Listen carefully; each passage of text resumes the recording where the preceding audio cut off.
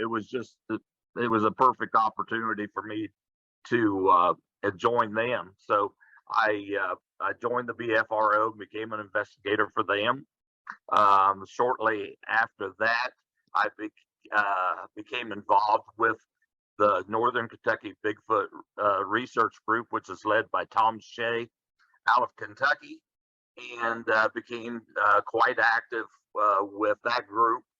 I also have become good friends with Doug Waller, who runs the Sosby Group out of Ohio, and have been requested numerous times by Doug to go and do investigations in the southern portion of Ohio and the eastern portions of Ohio.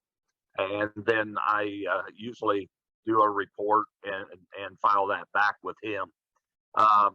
So that pretty much has been my interest and what has led me to being involved in the area of Bigfoot. Through doing that, my first, I'm trying to think, over the years I'd casted tracks and things of that nature with one group or another. But my first opportunity to have a sighting of Bigfoot was actually just a couple years ago.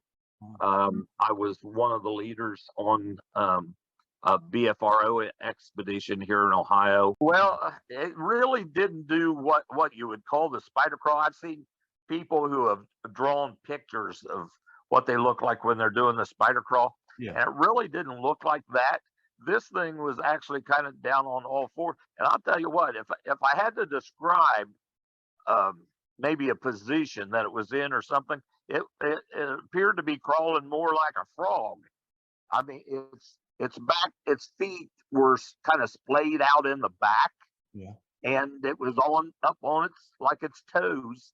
And then the two hands, the one hand was spread out just like you would do if you were, hands, knees on the ground and had your fingers on the ground. The left hand that was actually spread out like it was supporting its weight.